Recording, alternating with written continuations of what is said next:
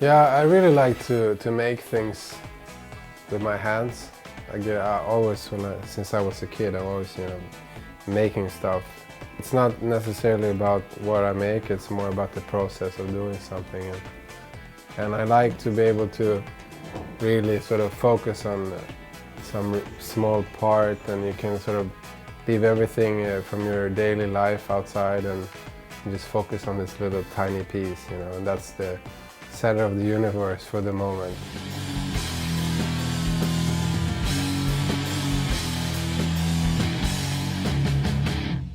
I run a tattoo shop called Electric Tattoo in Sofo, a tiny community in the southern part, love arts and creativity. Then I also build motorcycles, pre-69 Harley Davidsons, and I recently built a taco truck.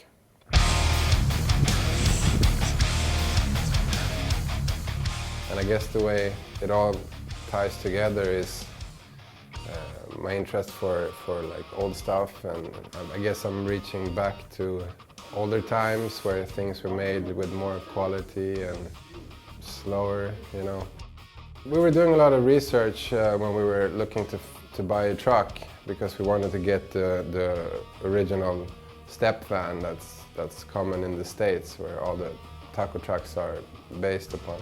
We couldn't find anyone in Sweden, so we were looking at importing one. But then by chance we found one in Stockholm area, but it was in really poor condition, all rusty and didn't run at all. Said, okay, we're gonna renovate it, and so we made this ground up renovation.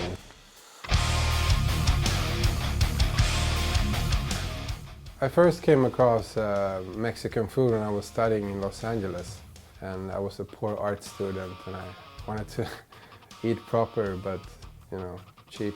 It's a little bit scary, but I tried the taco trucks, and it was amazing. Cheap and well made and good food. It's something new also. You don't have that business form in Sweden where you sell food from a moving object. Kind of exciting to be in the forefront of new changes. Maybe we will create this new law that's like the El Taco Truck law, or people are amazed when we drive down the street. People are screaming and shouting, and it's something completely new to them. And it's kind of weird. You have this big thing in the States where it's like all over, and then Sweden, which is like so influenced by American culture, it's completely new. It's like a UFO is going down the road or something. I don't know why Swedish people are so inspired by the American culture. I mean, we have music, rockabilly music and style, fashion, tattoos, cars. I mean, you have more 1969 Cadillac convertibles in Sweden than you have in the States, which is kind of amazing. Now we're on Sveavägen. It's one of the main roads in Stockholm downtown, and every last Friday in the summertime there's a car cruising here. So you have all these old American cars, everything from like really top quality to like really shabby cars and race cars, everything. So this is a great contrast to the Swedish classic middle way, where it's called lagom. It's an expression where everything is sort of like just in between, like nothing too crazy or too low. So here it's very expression. People really express themselves. And here you even have a bunch of moped men.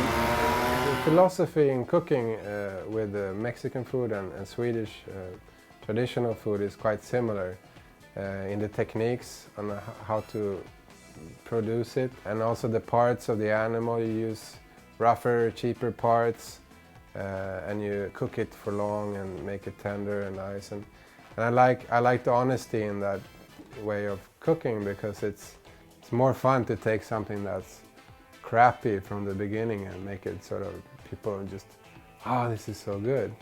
It's more gratifying, and it feels like you actually worked with it to make it something amazing. It has to be honest, and I have to really be able to stand behind it, and it has to be 100% otherwise authentic. Otherwise might as well do something else. I mean, if I'm building the bikes or making tacos and whatever. It has to be, you know, pulled pork. It takes 5 hours in the oven and then 5 hours in the smoker. You can't cut corners. And it's kind of interesting when you see the reaction. I had one girl that was super drunk and she came in like this, you know, and we're like, "You want a taco?" And she's like, "Sure." And she took a bite and she sobered up. She was like, "Oh my God, this is so good." I mean, I'm not a professional chef. We're amateurs and we just cook for fun. And it's also something that we want to show people that anyone can do this. If we can do it, anyone can do it.